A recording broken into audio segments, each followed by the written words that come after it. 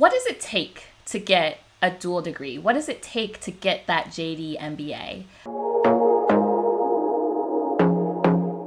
Today, we are going to be diving into the JD MBA and diving into what it means to really apply to that dual degree program and be successful in not just your law school applications, but also your business school applications.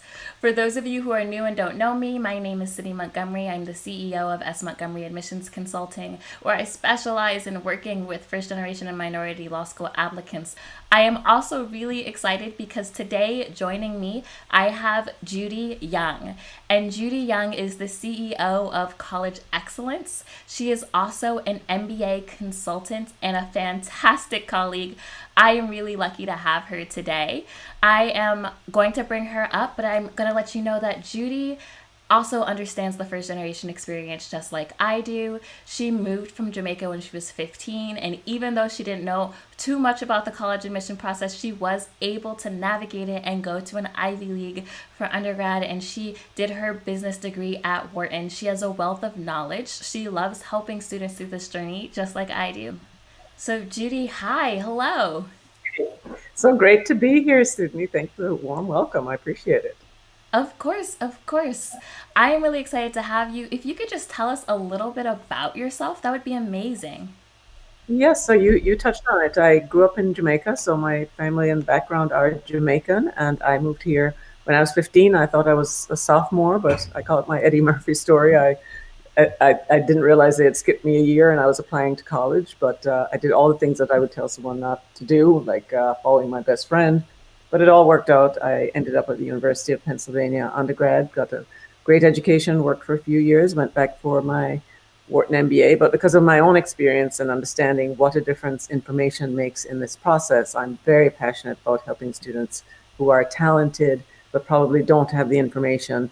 So I'm like you, I'm very passionate about helping students through this process. So I'm excited to be here with you today. Amazing, amazing. Like I said, we're so excited to have you. Today, we are going to touch on three things. We are going to touch on what you need to do as a law school or an MBA applicant, what you need to do in order to stand out with your applications. We're going to talk about what admissions is looking for. And we're going to talk about testing and writing and timing and what you can do to ensure that you're going to be successful. So, Judy, the first question that I really want to ask you is just what makes a strong MBA applicant in general? Yeah, so great question. You know, what's really critical is you need to understand why you're doing the MBA, what are your goals, so that you can, it's not just a matter of I'm qualified, please let me in. They're looking for people who are that are going to be marketable and are going to be successful following the program. So you need to know where you're going, how the MBA fits in. Of course, you need to have your qualifications in order. They will look at your undergraduate grades. They will look at your GMAT score. So you have to have all that in place. And they'll look at your career progression, right, as an indication of here's where you've been, here's how you've done. Are you likely to succeed in the goals you're telling us that you have? So those are the components that they're going to look at to help you stand out in the process. And when should students be trying to apply? Can you talk a little bit about the different MBA rounds and how that timing might differ from law school application timing, which we all know is on a rolling application cycle? Right. So that is quite different for the MBA program. So I would think in terms of looking into this and setting yourself up for success, certainly earlier that year in January or even the year before, if you can, so you understand the process. But there are three rounds typically to an MBA admissions process, and I would advise most apply in the first or second round. By the third round, a lot of seats are filled. It gets a little more complicated. And so what happens in general terms is that, and it varies by school, right? But, somewhere in round one, deadlines are typically September, sometimes October. And you'll hear back in about 6 weeks whether you got an interview that tells you whether you are moving forward in the process. And then you'll get a decision in December. Round two, again, the dates vary. Some can be as early as October, but typically they're due in January. And again, same sort of cycle. You hear back about 6 weeks later. And then another, 4 to 6 weeks after that, you hear a final decision. So if you can, round one or two, try not to do round three. That's probably a more difficult round. And that's how you should think about it, but not rolling like like law school applications. The other thing I would say about rounds is apply with your best application when you're ready. What that means is if you're ready round one, go for it. That's a great time to apply. But don't put in an application that's not great or not your best work in round one. You're better off waiting till round two and putting in your best application. Absolutely. And that is really different from law school applications, which are unrolling. Now, I always say you should try to get your law school applications in September, October, maybe November, but there isn't as much of a hard deadline like there is for business school, where you literally are okay, you didn't get it by this deadline, you're now in round two. You didn't All get right. it by this deadline, you're now in round three. I think it's important for students to understand the distinction as they're making their plans. And also important for you to understand that all components have to be in. That means that your recommendations have to be in. So you have to really be on top of making sure all the components are in by the due date. Absolutely. And I want to talk a little bit about all of the components. So, law Mm. school and business school, they are similar, maybe, but they look at very different things. And they consider different things in the holistic admission process. Of course, we talk about law school softs. So, we talk about your work experience and your resume and your letters of recommendation. Can you talk to me a bit about how those softs are different for the MBA? How does work experience really factor in? Yeah, that's an important question because the issue is that most successful applicants to an MBA program have worked for, say, 3 to 5 years typically.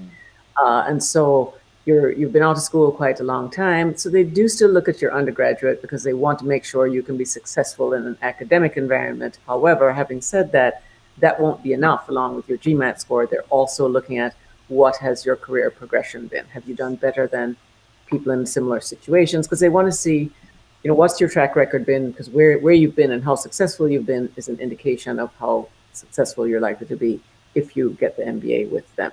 So it just factors in a little bit differently because of the amount of work experience you're typically bringing. Absolutely. And what about those letters of recommendation? Do they differ? Are they still looking at your academic qualities, or what is it that they're asking? Because for law school, I tell students, even if you get a work employer, you need to have them talk about your strong research, writing, analytical thinking skills, because they're looking for those academic qualities. But I have the sense that it's different for business school.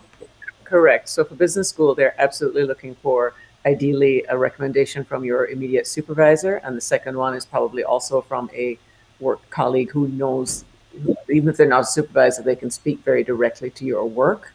If there's a third recommendation, they may accept one that's academic, but the focus is absolutely on your business skills and supporting what you've said are your strengths and potentially weaknesses in your application. So quite a different focus.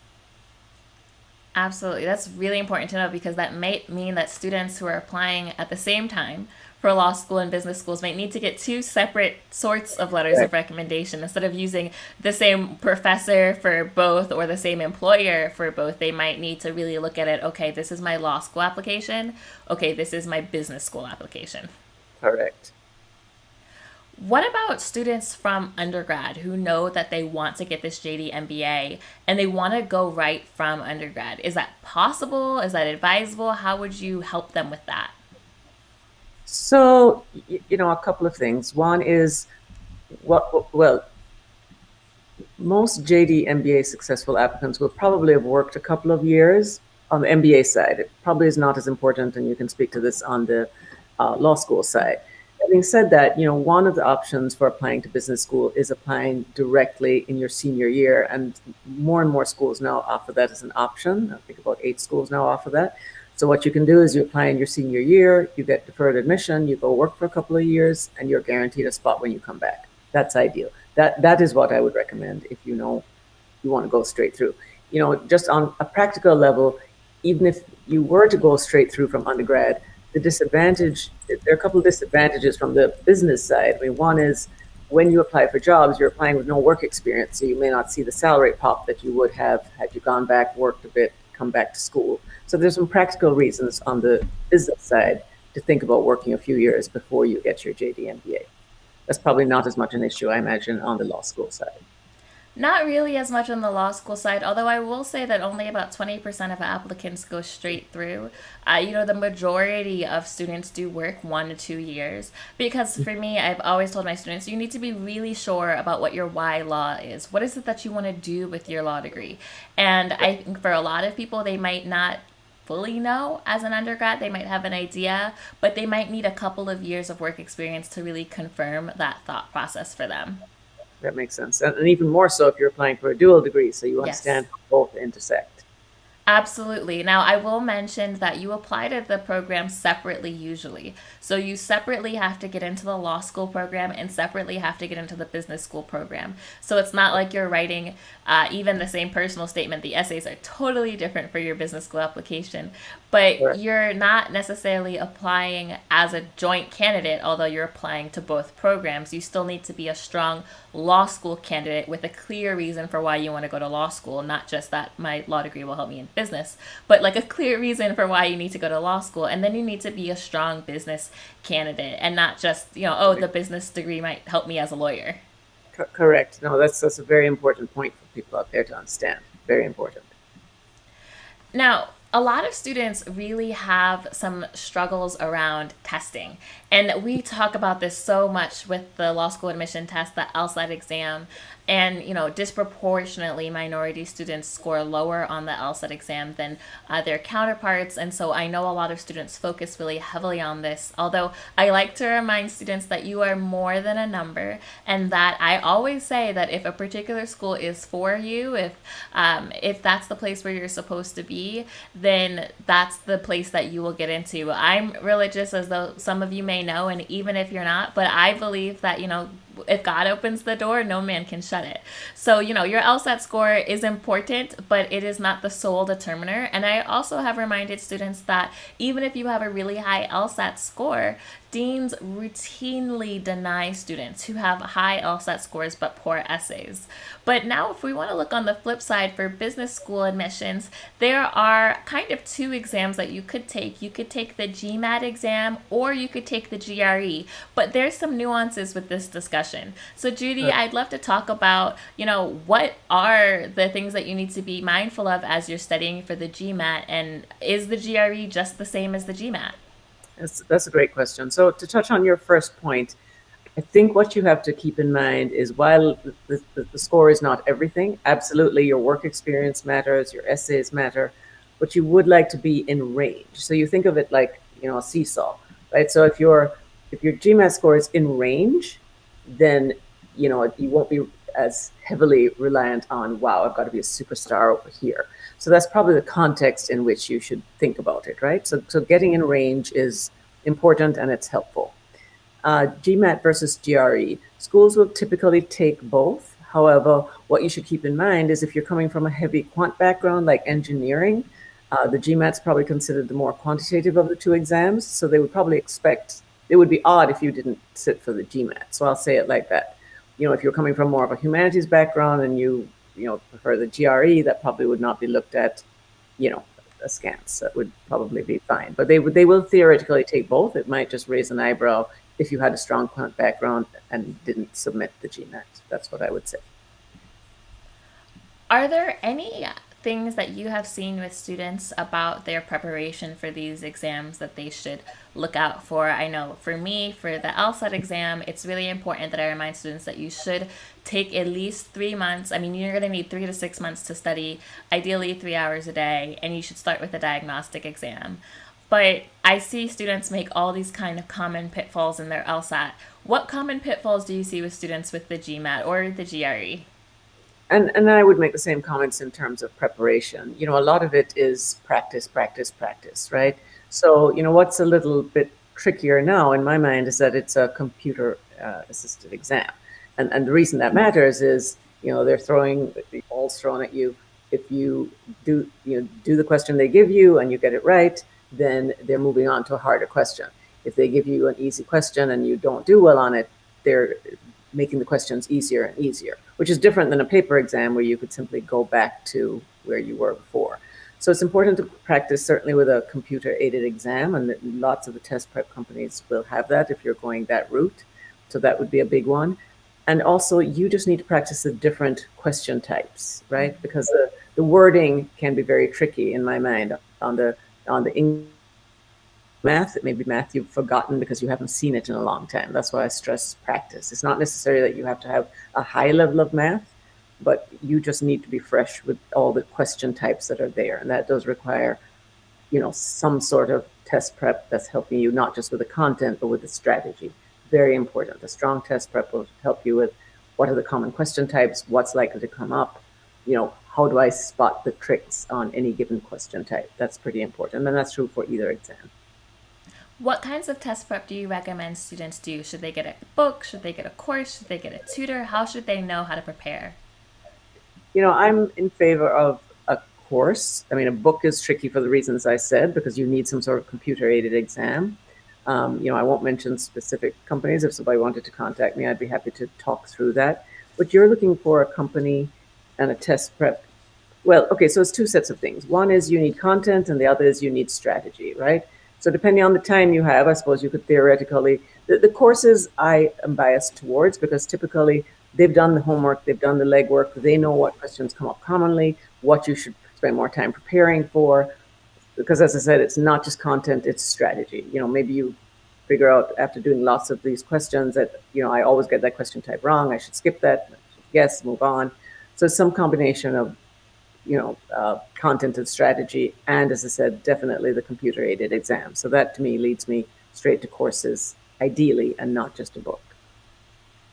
That does make a lot of sense. I also am not a huge fan of self studying just because while you can be really successful self studying, it might not be the most time efficient method Correct. to study, right? So, Right. especially, for those of you who are listening now and you're applying this cycle and you haven't maybe started studying for the LSAT, I don't think you have time to try your hand at self studying. If you're applying next cycle, you have plenty of time to try your hand at self studying because if you find out that, hey, self studying worked, great. If you find out that, hey, self studying didn't work, you have plenty of time to take a course or get a tutor without, falling behind in the timing.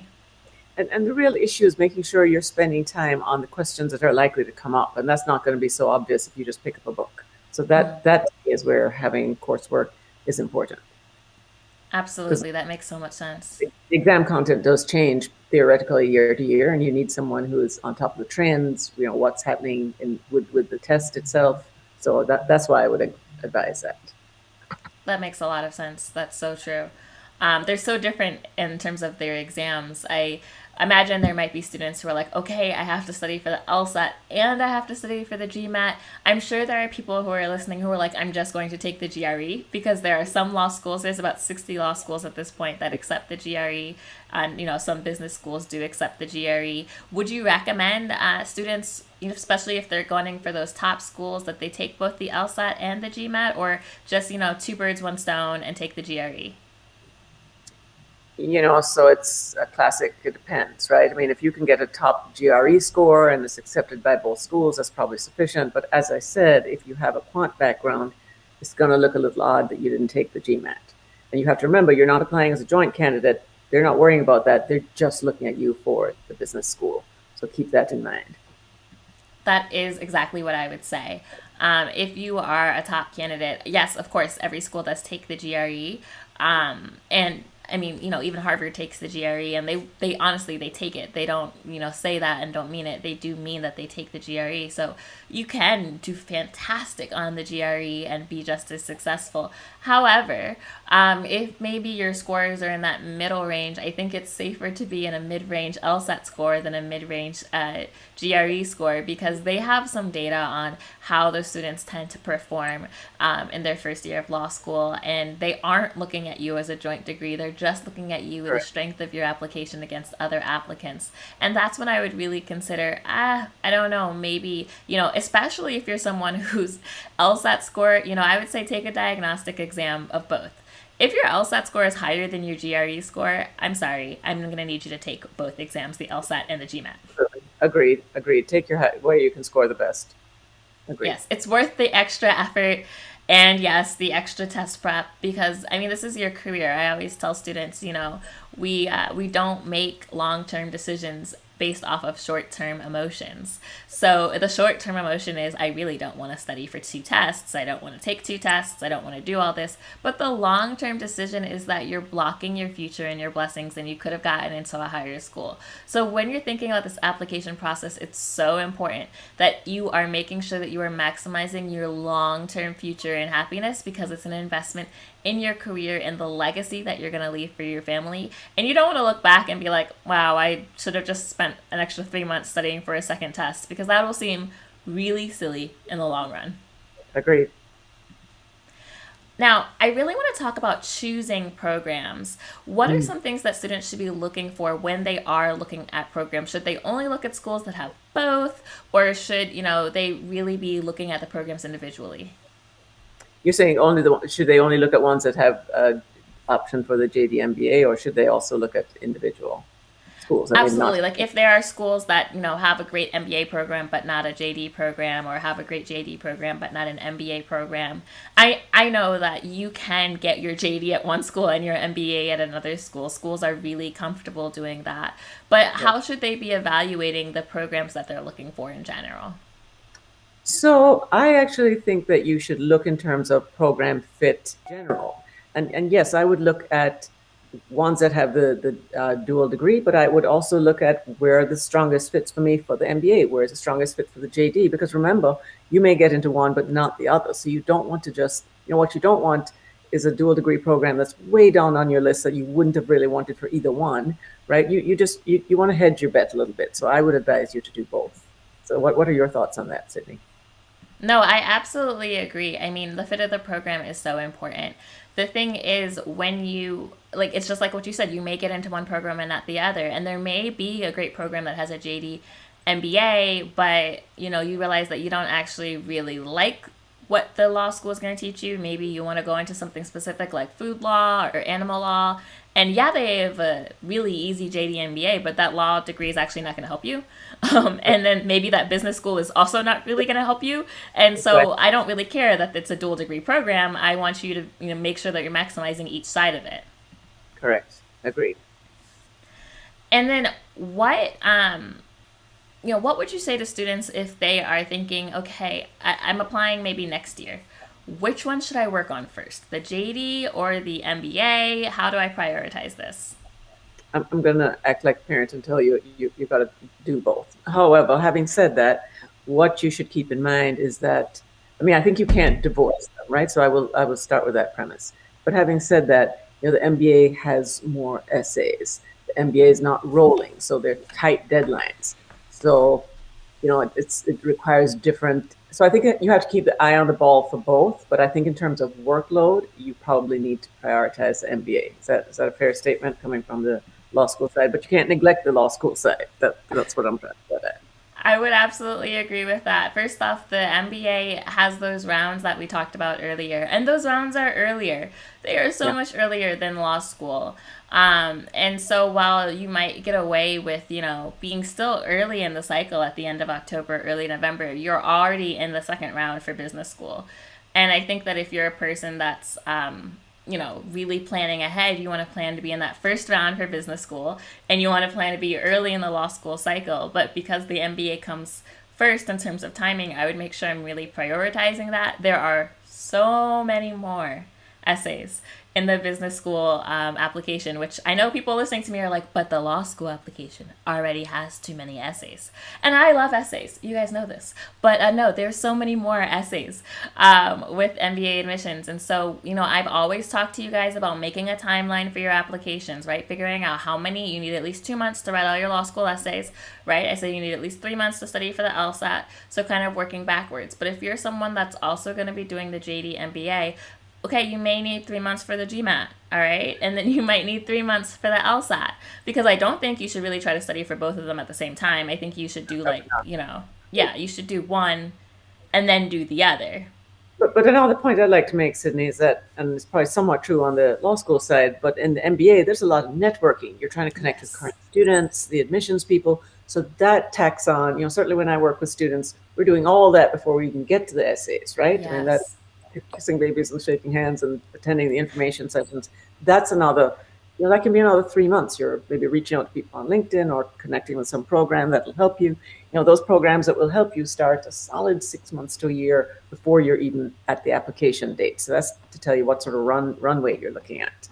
So Yes, just the MBA has a really long runway. The networking, I'm so glad that you brought that up because even though I try to tell students, okay, yeah, you need to, connect with admissions and make relationships. And most of my students, I feel like they just do that after they hit submit, even though I want them to do it beforehand. And there's still so many students that don't take that as seriously. You have to take that seriously for business I school want to admissions.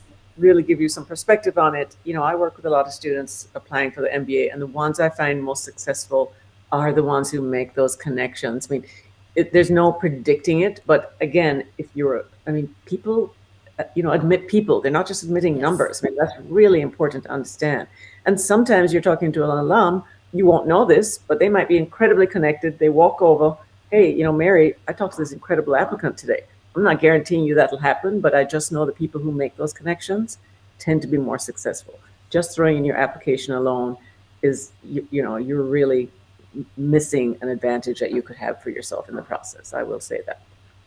I absolutely agree. And it's not meant to discourage you. I mean, I think there are so many benefits of Yeah. a JD MBA. I mean, in terms of increasing your network, in terms of being in these two rapidly growing and very sustainable industries, and being able to be at the intersection of business and law and economy and society and making those decisions. I mean, having the dual degree is so, so valuable, but you really need to have some planning when you do it, and you need to say, okay, what is everything that I need to do? It shouldn't be something that you wake up and decide, okay, well, I'm just going to apply this cycle.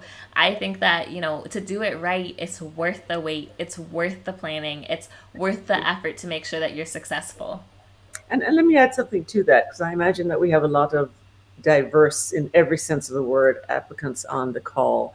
And your background and what you bring to the process is certainly vital on the MBA side. Just having that different, you worked in a different industry and you just come from a different background. All of that is really part and parcel of your application. So just keep that in mind. I mean, all of that can be a positive, and you may end up working internationally. So don't discount what you're bringing to the table, right? And that's why it can be helpful to make those connections. People will like you and want to have you at their school, right? So can be an important advantage. Don't discount that. I love that because your background is so important. I mean, whether it's in a diversity statement for law school or whether it's talking to admissions or when you're connecting with affinity groups to see if it's going to be a good fit for your school, like, how is the Black Law Students Association? How is the Latinx Law School Association, the Women's Law School Association? Like, how are those organizations helping you? What are the networks that you can be creating? How is your circle going to be expanding? All of those are part and parcel with your background. And your background is part of your authentic story. And I know that both Judy and I are very passionate about helping students tell their authentic story so that, like they said, they admit people, they don't admit numbers, and you are powerful and you have a story and you are worth getting into these programs. Yep. And they are looking for you. Don't forget that. They are looking for people just like you. Not everybody looks alike when you walk in that room. Not at all. So value yourself in this process. That is my biggest tip for people out there.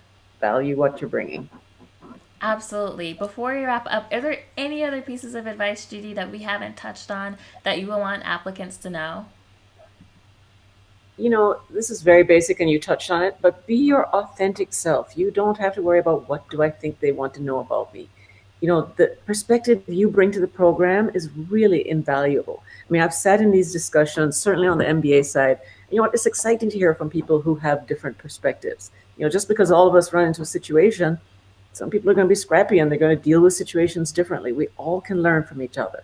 So be your authentic self, value yourself. That's why I keep saying that. Plan early, and I'm sure you'll do well. And as Sydney said, I really am a believer that you will land where you're meant to be. When the door opens, don't be afraid, walk through it. Absolutely. Judy, thank you so, so much for being here and Thanks for for just sharing just a wealth of knowledge. You're such a gem. But I just want to thank you, Judy, again for Thank being you. here. And Judy, where can people find you and learn more information about you? Sure, thanks for asking. So www.collegeexcellence.com, that has all my social media on it, or you can drop me an email, jyoung@collegeexcellence.com, or give me a call, 713-333-9359. I would love to connect and hear your plans and help you guys out however I can.